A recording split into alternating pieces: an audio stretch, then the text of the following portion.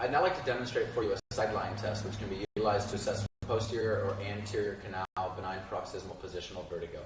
First off, what I'd like to be doing is I'll assess this young lady's right side right now. And so in order to assess this side, we need to consider the orientation of the posterior canal, which sits in the plane of her head in this direction right through here.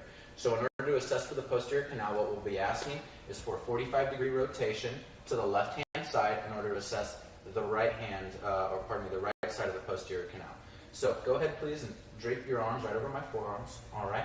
And now what we're going to be doing is asking our patient to go directly onto their right shoulder. So on the count of 3, we're going to lay down onto your right shoulder right now. All right. All you have to do is keep your eyes open and stare at my nose for me, please. Okay. So 1, 2, and 3. We're going to go down to the right. Patient's head's going to tip back about 20 degrees, and the patient's going to maintain fixation on our nose. Here in this position, what we're doing is we're assessing for any nystagmus that may be present or any complaints of vertigo.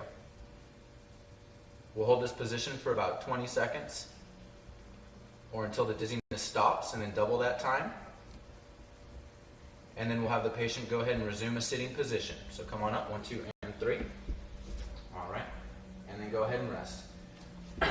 In that demonstration, we assessed for right posterior canal. What we do is we would switch the head position and perform the exact same execution in order to assess the left posterior canal. And that's how you can execute a sidelying test for posterior canal BPPV.